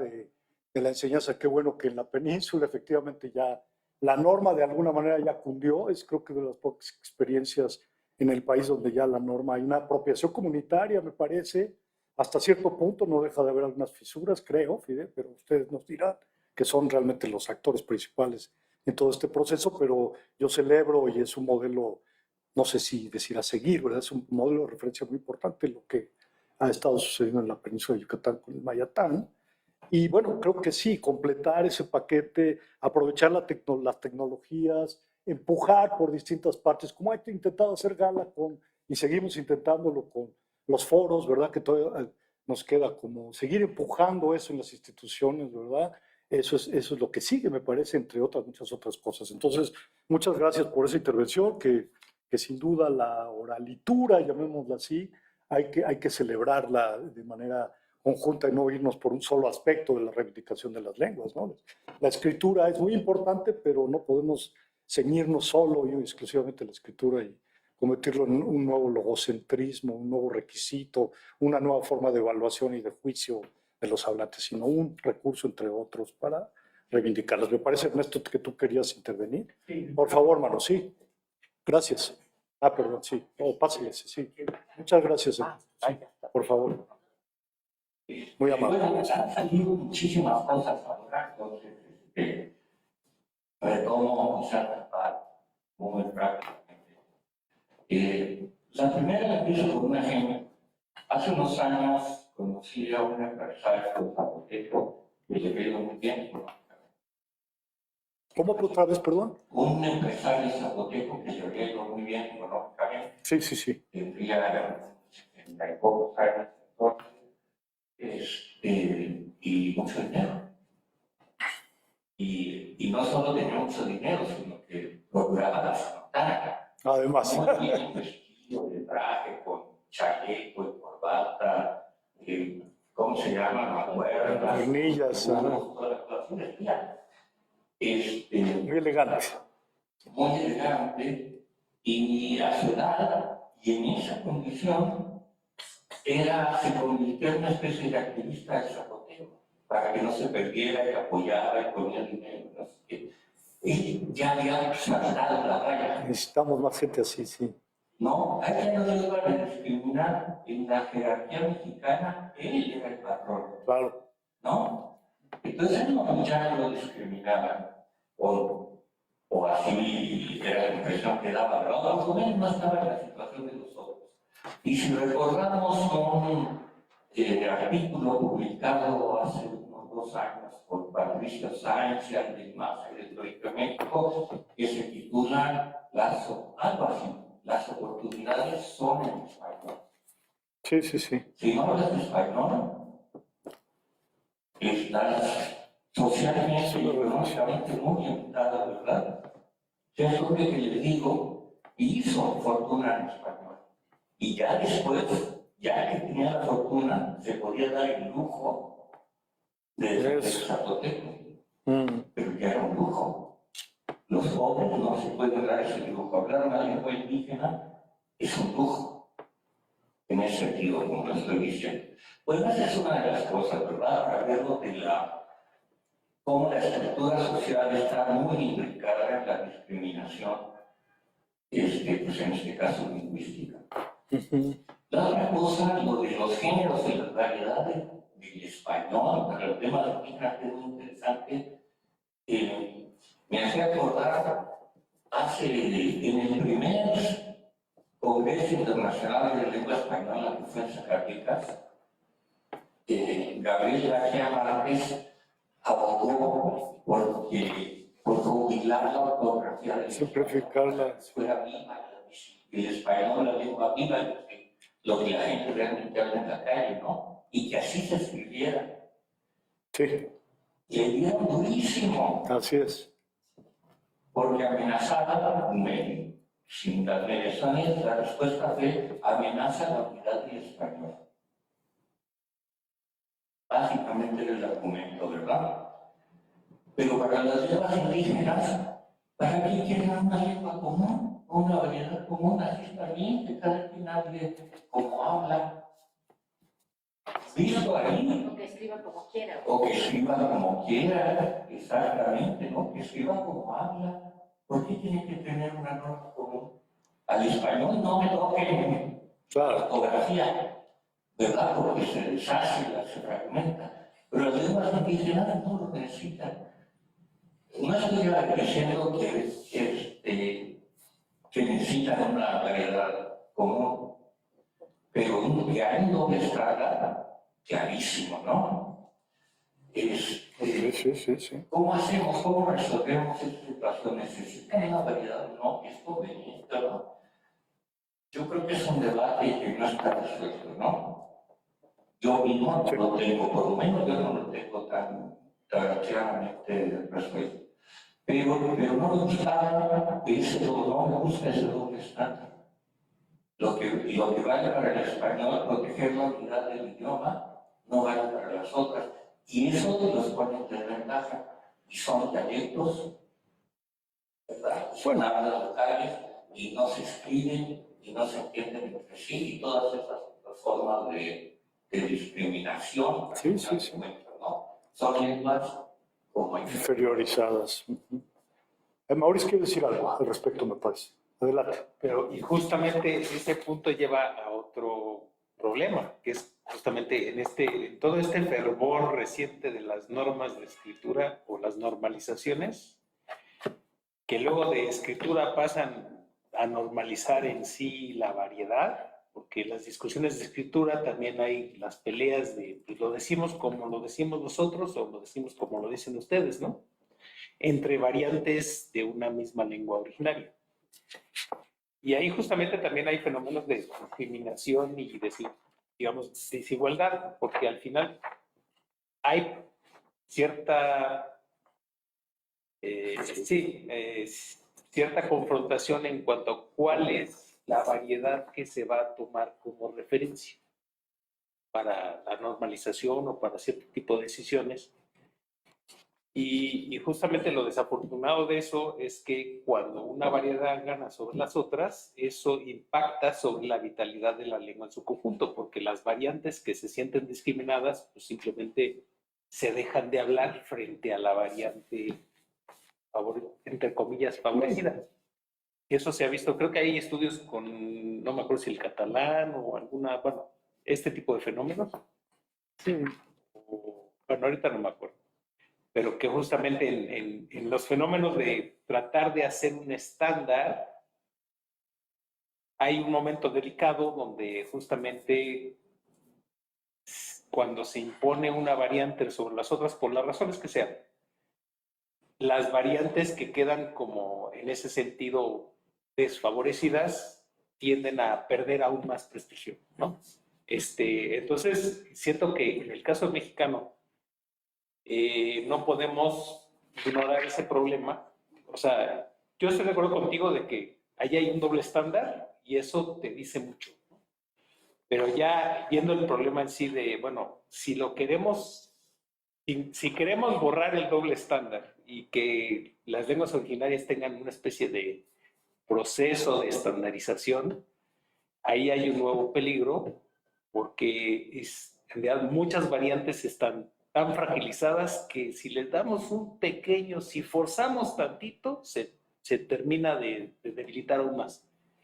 Y entonces justamente siento que volviendo a mi punto de la flexibilidad y de dar tiempo a los procesos, yo sí sugeriría que las instituciones, o sea, fueran menos propensas a forzar procesos, ¿no? Porque luego quieren las normalizaciones, pero vamos, que ya esté normalizado, sin cuidar ese otro aspecto de que a través de la normalización de una escritura hay procesos de pugnas entre comunidades y entre formas de hablar. Y eso, pues, en el momento en que estamos, de que justamente queremos frenar el desplazamiento lingüístico, pues quizá queremos darle prioridad a eso último y dejar la prisa por estandarizar cuando esté un poco más fortalecida la vitalidad de las distintas variantes, ¿no? Y que justamente ahí puede haber también procesos de discriminación intralingüística, o sea, dentro de una lengua originaria que se discriminen entre variantes. Por supuesto. Y también, obviamente, que es un fenómeno muy conocido, que ciertas lenguas, todas, dentro de las 68 agrupaciones lingüísticas, que algunas agrupaciones tengan más prestigio que otras o tengan más acceso institucional y por lo tanto de algún modo discriminen las otras, que también es un fenómeno conocido dentro de la... ¿no? Sí, eso es lo que de hecho está pasando todo el tiempo. Entonces, son cosas que están ocurriendo permanentemente, que habría que buscar otras soluciones de compromiso, me parece. Y yo no tengo tampoco la respuesta, creo que son dilemas muy complejos, ¿verdad? Pero creo que habría que revisar, digamos, nuestras suposiciones al respecto. ¿Es efectivamente necesario estandarizar una lengua? Si lo es, ¿en qué medida y en qué contextos y bajo qué parámetros, con qué función y cómo eso no disminuye a las otras variedades que se inferiorizan automáticamente al respecto? ¿Cómo hacer, vuelvo a esta idea de la convivencia lingüística, si es que eso es lo que queremos, ¿no? Pero habría que concertar eso con las comunidades, con un trabajo comunitario, ¿verdad?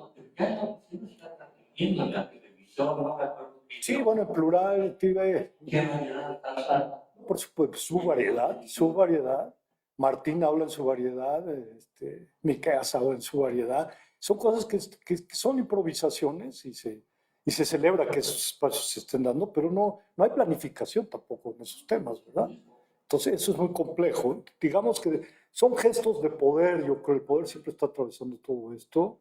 ¿De qué manera dulcificamos ese poder? Por ponerlo en una frase quizá demasiado reductiva, también por el tema del tiempo, necesitamos avanzar, ¿verdad? Pero ¿cómo hacemos que esas distintas esferas, digamos, de las reivindicaciones, que a veces son arrebatos de poder de ciertos grupos, ¿verdad? Y apropiaciones, otros fenómenos no muy positivos, digamos, eso se matice y se pueda darle un acompañamiento que sea más constructivo, por decirlo de esa manera, más favorable a la reproducción de las lenguas, de los hablantes, de su dignificación, etcétera, ¿no?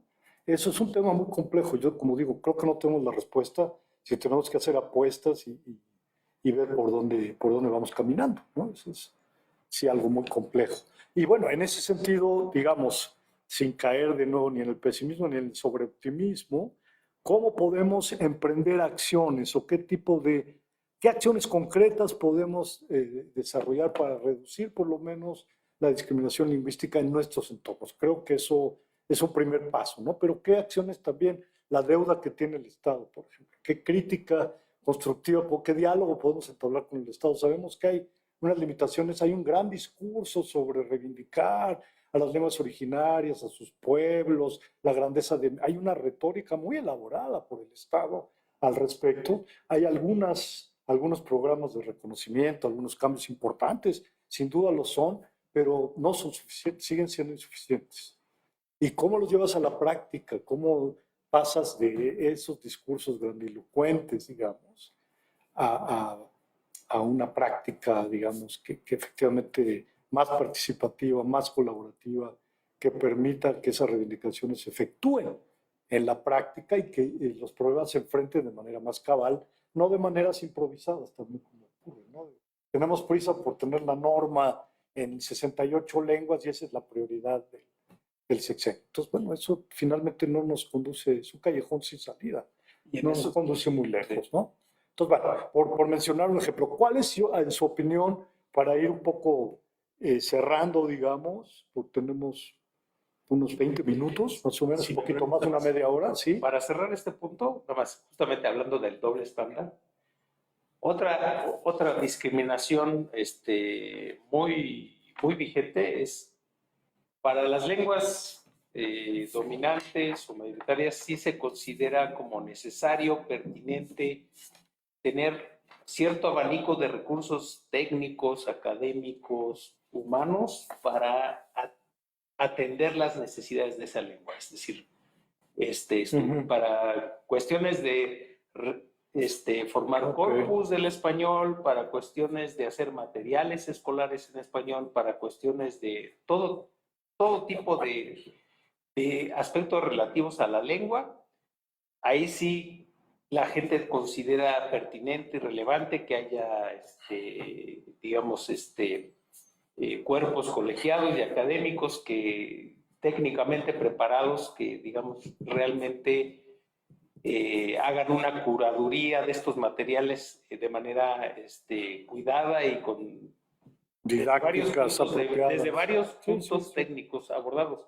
En cambio, para las lenguas originarias es como, incluso para las reuniones de normalizaciones, pues ahí que los hablantes decidan, pero sin ni siquiera se atraviesa por la mente que haga falta invitar específicamente a hablantes de esa lengua, pero que tengan formación técnica en ciertos aspectos a considerar y que lo que lleve la discusión sea justamente esos criterios técnicos. Entonces, como para el español, para el francés, para el inglés, sí se asume como normal que tiene que haber criterios técnicos, que tiene que haber cierto cuidado en cuanto a los criterios, pues. Y en cambio, para las lenguas originarias, pues casi las instituciones dicen, pues ahí lo que salga. Y eso es un doble estándar también, que a mí, bueno, cada vez me molesta más, porque justamente ahorita más que antes, ya no hay pretexto para decir eso, porque cada vez hay más hablantes que están formados en distintas profesiones, y entonces, pues las instituciones no tendrían pretexto para estar diciendo que no se tome el mismo cuidado, el mismo tiempo, la misma paciencia en digamos, hacer una curaduría de las decisiones, de los materiales, etcétera, ¿no? Es decir, ¿no? Entonces, Muy bien. Sí, no, con mucha razón, tiene mucha razón. Bueno, quizá pasamos ya a un poquito más de lleno. Hemos identificado una serie de formas, de tipos de discriminación lingüística, de fenómenos, de contradicciones, de paradojas institucionales en la sociedad, en las políticas de representación, etcétera. Ahora, ¿qué podríamos proponer o ir proponiendo para ir abatiendo, conteniendo? ¿Y cuáles serían las acciones si tuviéramos que trazar una agenda de prioridades? Bueno, ya lo hemos hecho en Gala, ¿no? De alguna manera los foros para eso también, en mayor o menor medida, están ahí esos documentos y esperamos acercárselos a las instituciones. La pregunta es si las instituciones los van a acoger debidamente y a cabalidad. ¿Y cómo podemos seguir empujando eso desde ese frente, ¿no? ¿Cómo podemos seguir empujando desde nuestros propios lugares? Creo que por ahí empieza uno después de todo, ¿no? Que es lo que tenemos quizá más inmediato. Entonces la pregunta sería, ¿qué acciones ustedes piensan que podríamos emprender? Por ejemplo, hemos hablado de que Gala podría conformarse con una suerte de espacio para recibir denuncias y darles de discriminación lingüística abierta, por ejemplo, ¿no? Y darles seguimiento, tornarlas a quien corresponda, tratar de que eso se visibilice, de abatirlo en la medida de lo posible. Desde luego no va a ser suficiente, ni mucho menos la única acción que podemos emprender. También hay este tema de la acción afirmativa, de la discriminación positiva, que podemos desarrollar, por ejemplo, tecnologías en lenguas originarias, ¿no? Podemos desarrollar arte en lenguas originarias, podemos poner, y eso nos lleva a un gran tema, que es el tema de la igualdad lingüística. ¿Por qué este doble estándar? ¿Por qué las lenguas originarias tienen que hacerse las cosas de manera improvisada, con bomberazos, digamos, ¿no? Con presiones desde arriba, sin ninguna planificación, sin ninguna conversación, sin ningún, digamos, concertación con las propias. Aunque se hable mucho de eso en la práctica, se hacen cosas muy improvisadas en la realidad. Y hay presupuestos muy limitados, muy acotados y ya muy dirigidos a ciertas prácticas, a reproducir, por ejemplo, el nacionalismo mexicano, traducir el himno nacional, por ejemplo, ¿no? Que no necesariamente está mal, no estoy diciendo que esté mal hacer eso, pero no puede haber esta política de la subordinación, ser la política hacia las lenguas originarias. Tienen que haber otras matrices, otras maneras de... Y la deuda histórica del Estado continúa ahí, ¿verdad? Y hay que exigirla y saber cómo negociar, digamos, desde las comunidades mismas lo están haciendo en mayor o menor medida. ¿Y cómo podemos como Gala seguir acompañando eso? Seguirlo propiciando incluso, ¿no? ¿Ustedes qué dirían? A ver, ¿quién quiere intervenir? Eli, por favor. Como ya para ir cerrando, unos 5 minutos cada quien, por favor. Sí, gracias. Uno, creo que sí, como ha habido, así podemos ver muchos fenómenos que están ocurriendo, los hablantes de las lenguas indígenas están dedicados muchos a activismo lingüístico, incluso no sé, Fidencio, si conozcas a Didier Chan. ¿Cómo no? Es un activista lingüista. Conocido, sí. En fin, y como él hay varios, también he estado trabajando con Rayo Cruz, que es maestro de zapoteco, de Dita Shiza, de hecho. Hay muchas iniciativas también, como tú sabes, Antonio, de arte, de música, de visibilización en ese sentido y valoración de la lengua. Entonces, creo que eso hay que celebrarlo. Ahora, dentro de eso, y justamente para no bajar la guardia, yo creo que me interesa mucho estar aportando ideas y visiones de una práctica más que favorece el multilingüismo y que favorece una mirada más genérica y más, como tú dices, flexible, porque lo que yo he percibido también de muchos compañeros indígenas es, y creo que también Ernesto ha abordado este tema, que tienden a ver es su lengua frente al español y no no está viendo las otras realidades, no los acercamientos a los otros. No tienen necesariamente una identificación con otros grupos, otras lenguas, etc. Y entonces yo pienso que Gala puede estar aportando en crear como marcos de comprensión y análisis de una visión más amplia, más hacia México verdaderamente multilingüe, ¿no? Okay. Pero no me puedo resistir al propósito de agentividad y de conciencia de que cada persona hablante de lengua indígena tenga los elementos para combatir desde su trinchera la discriminación. He estado viendo videos sobre discriminación precisamente donde dan ejemplos de cómo proactivamente las personitas reaccionan cuando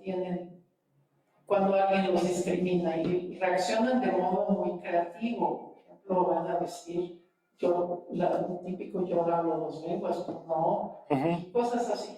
Pero aquí tengo el ejemplo de Abel Vázquez, que es un exalumno de la licenciatura de Educación Indígena, que nos contó una historia. Él tuvo la oportunidad de ir a una fiesta como de la Ibero, que lo invitaron porque él estuvo en un documental llamado El Sembrador, no sé si lo conozcan, es muy bueno, se lo recomiendo, sobre un maestro muy ejemplar en Chiapas, y él es hablante de Tzeltal y el estado de la licenciatura. Y entonces, a raíz de estar en alguna charla sobre sembrador, lo invitan a una fiesta en Letrero y está hablando con la chica que lo invitó y llega un cuate y y le dice, oye, quiero hablar contigo, y lo saca y empieza a decir, tú vienes de un pueblo, ¿verdad? Y yo, pues sí. Tú hablas una lengua, ¿verdad? Pues sí. Tú eres moreno, ¿verdad? Pues sí. Y Pues sí. y luego, o sea, con mucho desprecio, como si ser del pueblo fuera algo malo. Y entonces la reacción de Abel, que nos pudo encantar, fue, dice, algo así, tengo aquí la transcripción, dice, ¿qué falta de originalidad tienes en tratar de ofenderme? Yo eso me lo conozco porque estuve en la licenciatura de educación indígena y conozco todo eso, lo dijo en sus palabras, ¿no? Mejor buscan otros modos de ofenderme porque esos no me sirven. Total que... Lo desarmó. Lo desarmó por completo y ese cuate acabó felicitándolo y diciendo, oye, sí, qué bien, buen trabajo estás haciendo, etcétera. Y bueno, esperamos que ese cuate que era, obviamente, era una discriminación étnica y de clase social, evidentemente, ¿no? Entonces, creo que también el hecho de que Abel tuviera ya todo ese bagaje de comprensión de en dónde está parado y una valoración de su lengua, sí le sirve para estar combatiendo esos pequeños momentos de discriminación. Sí, por supuesto, pero eso también hay que acompañarlo para empujando un poco al Estado que tome medidas también más contundentes para abatir la discriminación. No son cosas que sean una u otra, ¿verdad? Entonces, bueno, esa es una buena conclusión. La objetividad, los hablantes ya están de alguna manera combatiendo la discriminación. Sin embargo, hay hablantes que la interiorizan todavía, muy desafortunadamente.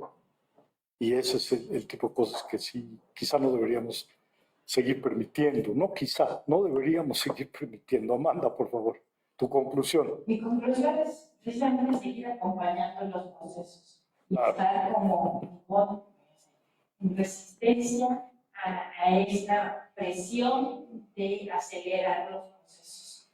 ¿No? Creo que desde nosotros tendríamos que decir calma, ¿no? Señalarlos, creo que es algo muy importante, o sea, hablarlos, visibilizarlos, ¿no? Y cuando digo también acompañarlo, quiere decir pues en la formación, ¿no? O sea, creo que tenemos mucho trabajo en la formación y cosas que nosotros mismos desconocemos. Ahí creo que, por ejemplo, los derechos de autor, en México en general, es un tema pues grande. Sí, o sea, en lenguas indígenas. No solo en lenguas indígenas. Sí, o sea, ¿no? O sea, imagínate cómo estamos, ¿no? Sí, exacto. Y entonces, y ahí se da también como una... hay que tener mucho cuidado, creo, con los juicios de valor que existen sobre ciertas prácticas, ¿no? En el sentido de que entonces, de repente es como todo es extractivismo, ¿no? Sin darse cuenta de cuáles fueron los procesos a lo mejor de esta investigación, ¿no? ¿A qué me refiero, por ejemplo? ¿No? Una vez estando hablando del demostrativo, ¿no? O sea, como esas cosas que nos gusta hablar, como es incidencia, ¿no? Nos gusta hablar también de eso, ¿no? Y que a pesar de mi presentación de 5 minutos de metodología, ¿no? Y del trabajo de campo que realizo y de todo el compromiso que hay detrás de eso, simplemente se me señaló de lingüista extractivista por hablar de demostrativos, ¿no? Bueno. Entonces, y cuando esa formación, digo, regreso a la comunidad, doy talleres, etcétera, ¿no? De gramática, ¿no? Y de otras cosas, también las son. Pero justo este acompañamiento creo que debería de ser para cada una prioridad en la formación, en la discusión de conceptos, en la discusión de establecer como las reglas claras para todos, ¿no? Bueno, sí, desarrollar protocolos claros, transparentes, legítimos, que estén convalidados por todas las partes, digamos, de esa manera, ¿no? Y, Consentimiento informado, y que sea el sí. diálogo la prioridad, ¿no? Que tú hablabas en un inicio, ¿no? El que sea el diálogo la prioridad y no la confrontación.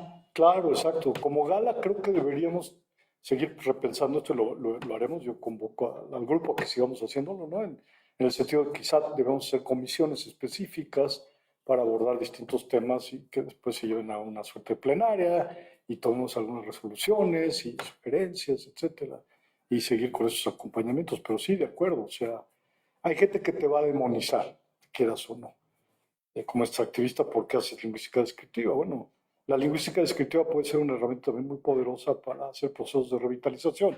No tendría por qué verse como cuestiones que riñen, de nuevo, estas confrontaciones, estas polarizaciones. No estamos quizá maduros para la crítica, algunos de nosotros, ¿verdad? Nos falta, ¿no?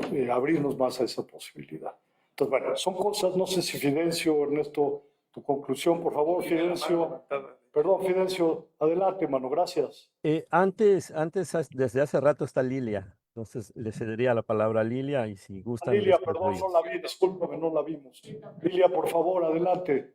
Tu conclusión, Lilia, gracias. Sí, gracias. Bueno, la conclusión es que son muchas las acciones que tendrían que hacerse. Hay que ordenar una agenda. Yo creo que, por supuesto, Gala ha dado muchos pasos en ese sentido y hay que seguirlos dando. Y una cuestión que a mí me parece también igualmente relevante, que se tiene que tratar en simultáneo, sí es, desde luego, todo el apoyo a las lenguas y a sus hablantes, pero también hay que pensar en la otredad, que es la otredad, que es la que de alguna manera fomenta, produce la discriminación lingüística, digamos, o sea, cómo entrar a estos ámbitos, digamos, de pues todos estos, toda esta idea del mestizaje que se vive y que produce algo que voy a denominar en este momento agentes discriminantes. Y entonces operar sobre esa agencia de discriminación a través de una diversidad y una serie de estrategias, de campañas de sensibilización, por supuesto, ¿no? Pero que tiene que pasar por esta reivindicación de las lenguas y hacer un trabajo transversal en las instituciones múltiples, pero pensemos en las instituciones educativas y dentro de los distintos niveles educativos, ir, ¿no? a reconectar con la riqueza biocultural de nuestro país y el reconocimiento de las labores importantes de nuestras comunidades, es decir, pensarlo esto sin folclorizar, ¿no? Sin llegar a esos extremos, sino justamente poder establecer una apertura a la inclusión desde el trabajo que se da con allí donde están los distintos focos donde la discriminación se produce. Sé que es muy complicado, pero yo creo que por allí también hay mucho que hacer. Desde luego, hay que transitar por distintos frentes. La sociedad mayor también es un elemento fundamental en todo esto, que hay que abatir la discriminación en la sociedad mayor. Ahí quizás estaríamos hablando de sanciones de una política más punitiva y al mismo tiempo de una sensibilización, eso que llamé la dulcificación un poco del poder, ¿verdad? Demostrar el valor de las lenguas en la práctica, su valor económico, su valor afectivo, su valor estético, etcétera. Eso también pues es parte de la apuesta, me parece, ¿no? Y gracias por ese recordatorio, Lilia. Ahora que oigamos la conclusión, perdón, voy a hablar en un español no estándar, conclusión de Fidencio para reivindicar el español diverso. Habla ahora, niño. Bueno, gracias. Pues bueno, desde estos lares, como siempre decimos, hay que, y decía Amanda también, ¿no? Hay que insistir, hay que persistir, hay que resistir. Y dentro de esta resistencia lingüística, creo que hay que trabajar mucho sobre la conciencia lingüística, ¿no? Creo que hay que buscar, hay que generar un cambio de actitudes y estoy de acuerdo con Lilia, que no necesariamente nuestra, de los que hablamos, sino de los otros, los que no hablan nuestra lengua. Y creo que en ese sentido, parte de lo que tendríamos que hacer en esta resistencia lingüística, ¿no? es justamente preguntarnos qué debemos hacer, ¿no? Entonces, preguntar quién, cómo, cuándo, dónde, por qué y para qué. Y es casi siempre la pregunta que me hacen. O sea, Fidencio, ¿para qué quieres que sigamos hablando maya si nos siguen discriminando, ¿no? Y yo creo que este para qué justamente es para seguir siendo, ¿no? Para seguir siendo mayas y como digo en maya, ¿no? Mayatane Uchikulilpushano, ¿no? La lengua maya es señal de que estamos vivos y mientras la lengua maya siga sonando en los distintos espacios, creo que mostrará que aquí estamos, ¿no? Y por eso justamente no uso tanto el término revitalización porque iría contra lo que yo digo, insisto en que estamos vivos, entonces revitalizar pensándolo en maya, ¿no? Insisto en que nosotros lo hacemos en maya. Decir Kakustal, pues es como, a ver, ¿cómo rayos vas a revivir algo que está muerto, ¿no? Ni que fueras Dios o qué sé yo, ¿no? Entonces, yo prefiero usar refuncionalización lingüística, hacer que la lengua maya vuelva a funcionar en los espacios donde tradicionalmente se usaba, pero también aprovechar los nuevos espacios que las tecnologías nos están dando, que los espacios institucionales, incluso los espacios políticos, y ahí sin albur, meter la lengua, porque creo que ese es justamente el elemento de resistencia que puede mostrar que, como decía Lilia, ¿no? Dentro de la biodiversidad y dentro de lo que yo también insisto, nuestra cosmopercepción, podemos seguir pensando en maya, viviendo en maya, coexistiendo en maya, y creo que no hay mejor manera de hacerlo, ¿no? Pero justo hay que hacerlo de una manera planeada y creo que ahí es donde Gala tenemos la magnífica oportunidad desde nuestras propias trincheras empezar a empujar hacia eso. Muchas gracias. Gracias a ti, Fidencio, esta cosmopolítica de la, ¿cómo llamar? La vivificación, refuncionalización. Busquemos realmente que las palabras sean consonantes con las prácticas. Yo creo que esa es una conclusión también importante, ¿no? Porque también tenemos mucha, incluso dentro de los propios sectores originarios, mucho discurso que después no se traduce en prácticas. Muchos maestros que dan clases de lengua y a sus hijos les hablan en castellano, que hay que entenderlo, también comprenderlo como fenómenos complejos sociales que tienen una historia, un contexto, etcétera, pero cómo desarmamos esas paradojas, esas contradicciones y pasamos a otro nivel. Un poco la pregunta es cómo pasamos a otro nivel. ¿Cómo podríamos haber hecho esto en Mayatán, en otras lenguas, estos debates, por ejemplo, y cómo incentivar eso? Creo que también es muy importante pensar en grande, digamos, ¿no? Pensar de otras maneras que no nos limiten a las iniciativas que quieren, digamos, constreñirnos, por ejemplo, las instituciones, ¿no? Y a sus limitaciones. Hay que ver de qué manera podemos pensar y transformar, digamos, realmente las prácticas y las ideologías, ¿no? De manera más contundente, diría yo. Pero bueno, ahora quizá Maurice, Ernesto, falta Ernesto y Maurice para cerrar una conclusión, por favor, mano, breve, para ya ir cerrando esta mesa. Muchas gracias.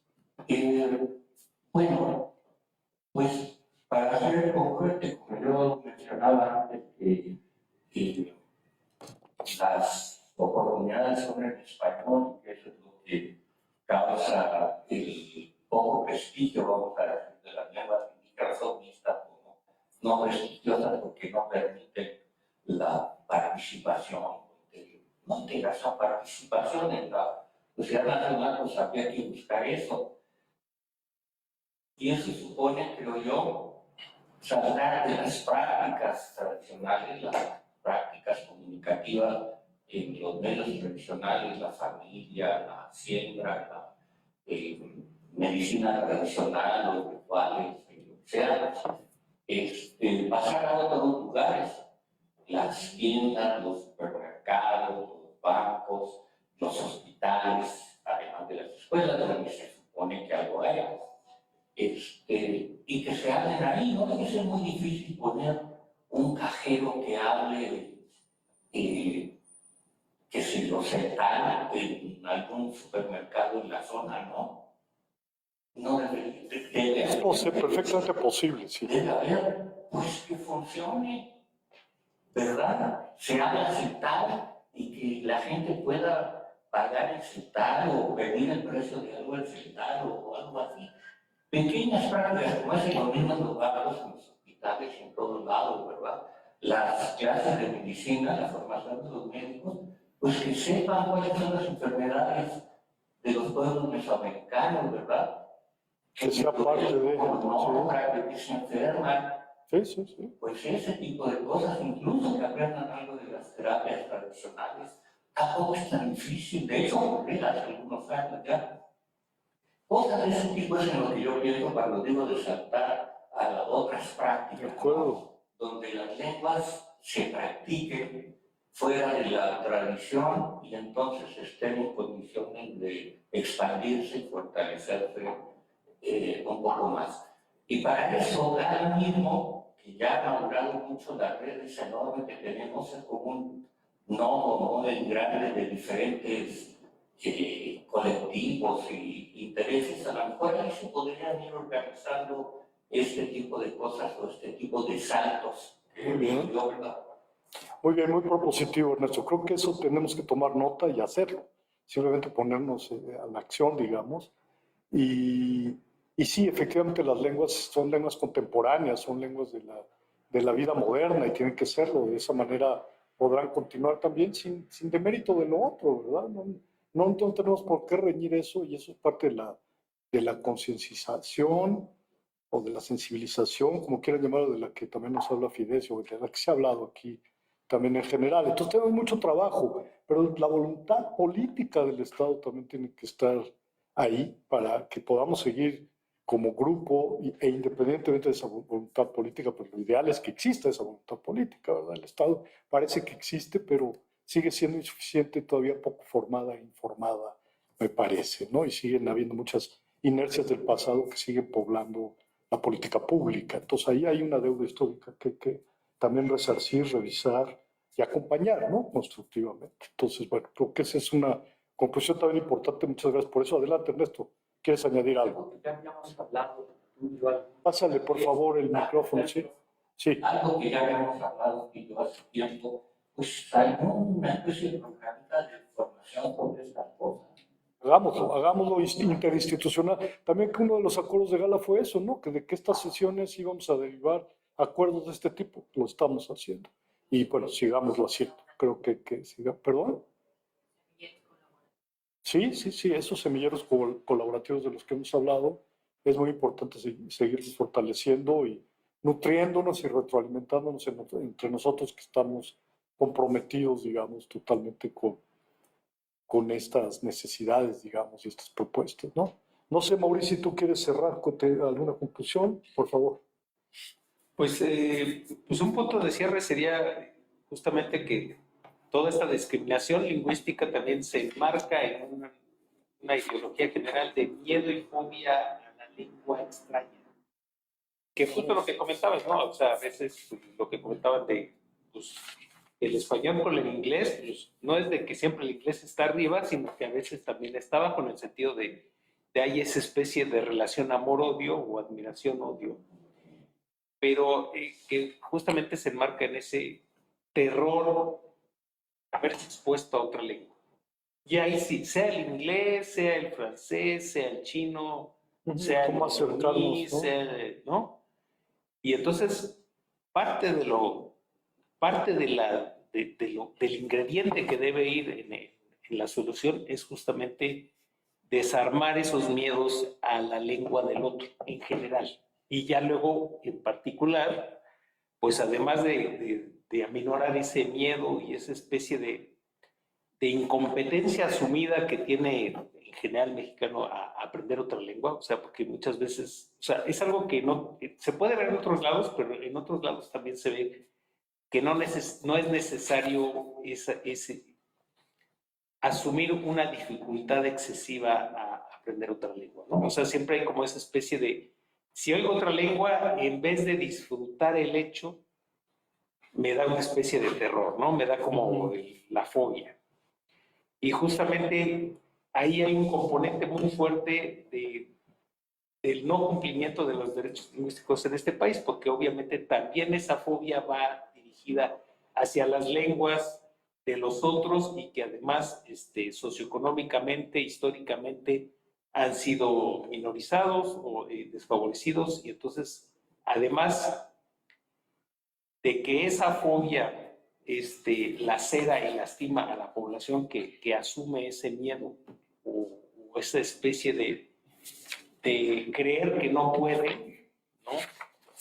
Digamos, disfrutar, adquirir parte de otra lengua, pues también lacera y lastima a las poblaciones que hablan estas otras lenguas, justamente porque, pues, además de la discriminación cultural, está ese aspecto de que, pues, tengo una reacción casi instintiva a rechazar otra lengua.